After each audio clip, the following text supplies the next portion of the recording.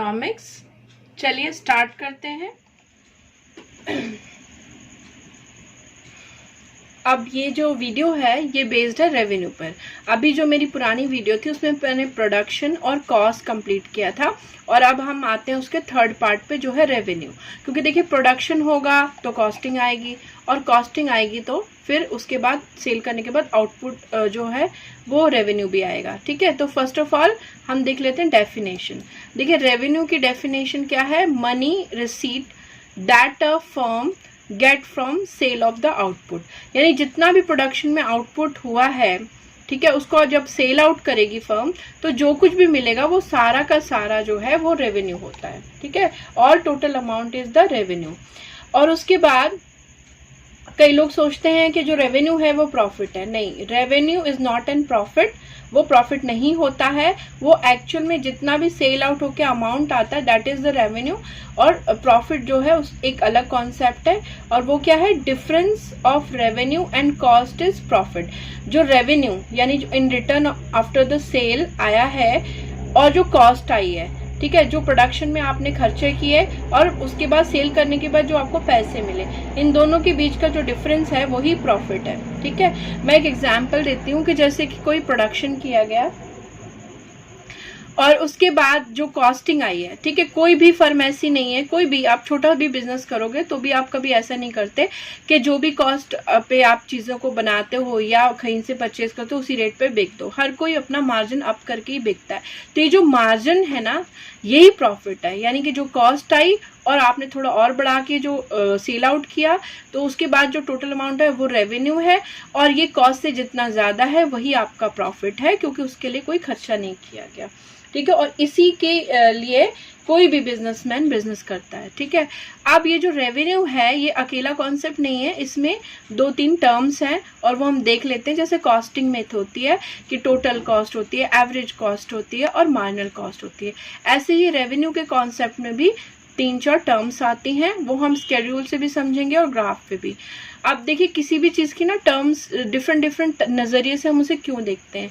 क्योंकि जो रेवेन्यू है या कॉस्ट है या प्रोडक्शन है, इसमें क्या होता है कि ऐसी ऐसी परिस्थितियां आती हैं कि जब एक फर्म को डिसाइड करना होता है कि भाई हम अब प्रोडक्शन करें कि नहीं। ठीक है, कॉस्ट में भी कि इसके बाद हमारी कॉस्ट ज़्यादा आएगी, कहीं इतना हमें रिटर्न में ना मिल पाए। ठीक है, रेवेन्यू में देखना पड़ता है कि भाई क्या होता है कि जब आप चीज़ों को सेल करते हो तो आप अपना प्रॉफिट मार्जिन बना के सेल करते हो, लेकिन एक टर्म ऐसी भी आती है टाइम जब वो सेल नहीं हो रहा होता है, तो थोड़ा सा कॉस्ट मतलब आप जो है उसका प्राइस गिराकर भी सेल करने लगते हो। ठीक है, आप कितना प्राइस गिरा सकते हो? ठीक है, रेवेन्यू के लिए कितना आप गिराओगे उसका प्राइस, उसकी भी एक लिमिट होगी। आप एकदम से मतलब बहुत ज़्यादा गिरा के तो नहीं दे सकते। तो इस चीज़ों को देखने के लिए हम डिफरेंट टर्म्स पढ़ते हैं, ताकि हमें पता चल जाए सही पॉइंट पे लॉस होने से पहले। ठीक है, कहीं ऐसा ना हो कि जो कॉस्ट और रेवेन्यू का जो मार्जिन है प्रॉफिट, कहीं आप ऐसा कॉस्ट पे ले जाओ कि वो आपकी जो कॉस्ट ऑफ प्रोडक्शन है उससे नीचे चली जाए। तो कितना आप गिरा सकते हो वो आपको डिफरेंट जो इसके टर्म्स है ना उससे ही पता चलता है। ठीक है, तो अब यहाँ पर हम पढ़ेंगे टोटल रेवेन्यू, एवरेज रेवेन्यू और मार्जिनल रेवेन्यू। टोटल रेवेन्यू क्या होता है?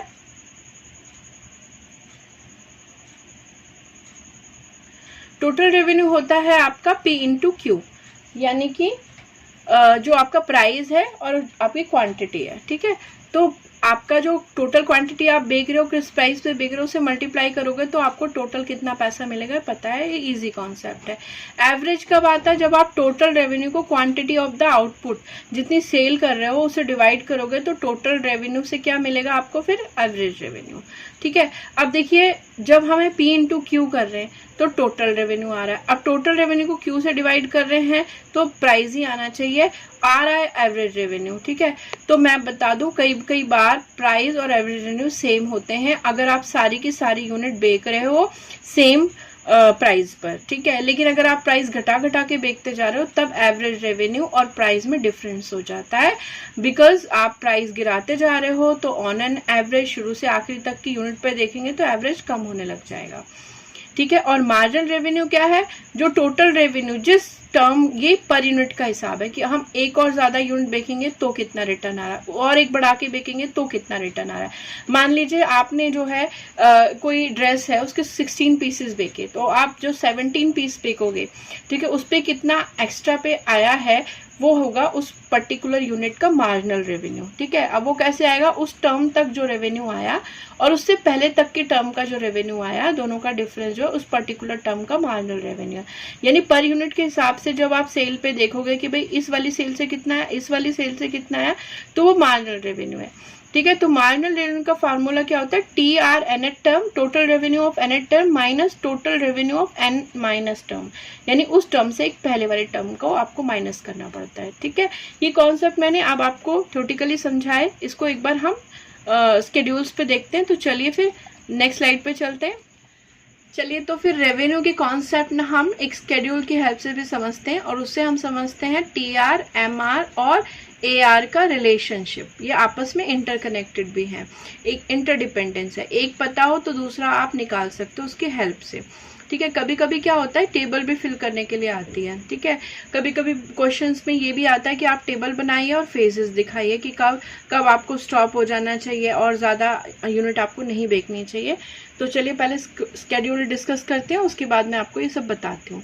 सी, there are the 4 columns, unit sold, T R total revenue, उनसे क्या मिला, एवरेज रेवेन्यू क्या है और मार्जिनल रेवेन्यू क्या है। अभी देखिए ये जो यूनिट है भाई, एक दो तो बिकती नहीं है, बिकती तो लाखों में है। ठीक है, तो आप ये मान के चलिए कि ये लाखों है, या हम छोटे टर्म में अगर समझ लें तो एक दो के हिसाब से ही समझ लेते हैं। आपने पहली यूनिट बेची तो आपका टोटल रेवेन्यू से आया 10, यानी पहली यूनिट का आपका बिकने के बाद आपको अमाउंट मिल रहा है 10। सेकेंड यूनिट, यानी कि जब आपने एक तो बेच दी और एक और बेच दी, तो टोटल 2 यूनिट बेच दी, तो दोनों यूनिट के बिकने के बाद आपके पास जो टोटल रेवेन्यू है वो है 18, यानी ये जो नेक्स्ट टर्म बिकी है ये 8 में बिकी है, यानी आपने थोड़ा रेट कम करके बेचा है। थर्ड यूनिट जो है मतलब तीसरे तक आने तक आपका टोटल रेवेन्यू हो गया 24, और फोर्थ आने तक 28, फिफ्थ आने तक 30। आप ये देख रहे हैं कि आप जैसे जैसे बेचते जा रहे हैं आपका टोटल रेवेन्यू बढ़ता जा रहा है, पर अगर यूनिट के हिसाब से देखें तो और नेक्स्ट पे आपका गैप कम हो रहा है। पहले और दूसरे के बीच 8 का गैप था और दूसरे और तीसरे के बीच 6 का गैप है, यानी तीसरी यूनिट 6 में बिकी है, और थर्ड और फोर्थ के बीच 4 का ही गैप है, यानी कि फोर्थ यूनिट जो है 4 में गई है। तो इस तरह से आप देख रहे हैं कि टोटल रेवेन्यू बढ़ रहा है लेकिन मार्जिन जो है घटता चला जा रहा है। ठीक है, फिफ्थ यूनिट 30 रुपीज में बेची और 6 यूनिट भी आपका टोटल रेवेन्यू भी 30 में ही गया है, यानी कि फिफ्थ यूनिट तक भी टोटल रेवेन्यू 30 था और 6 यूनिट तक। ऐसा कैसे हो सकता है, ऐसे हो सकता है कि इसके बाद आप प्राइस कम भी कर रहे हो तो कोई नहीं खरीद रहा, तो आप क्या कर रहे हो, एक के ऊपर एक सेल करके बेच दे रहे हो, तो उससे क्या हो रहा है, सेल आउट हो जा रहा है, तो आपको नेक्स्ट यूनिट का कुछ मिल भी नहीं रहा। ठीक है, उसके बाद जब आपने नेक्स्ट यूनिट बेची तो आपका टोटल रेवेन्यू कम होने लगा। ठीक है, अब वो घटने लगा है, कैसे, क्योंकि कॉस्टिंग ज़्यादा थी और उससे प्राप्त कम हो रहा है, तो वो इसको हम टोटल रेवेन्यू का घटना कहते हैं। ठीक है, अब ये देखिए 10 से लेके 30 तक तो चाहे वो थोड़ा कम होके बढ़ा है, लेकिन बढ़ता रहा है, तो टोटल रेवेन्यू इस वाले फेज में राइज हुआ है।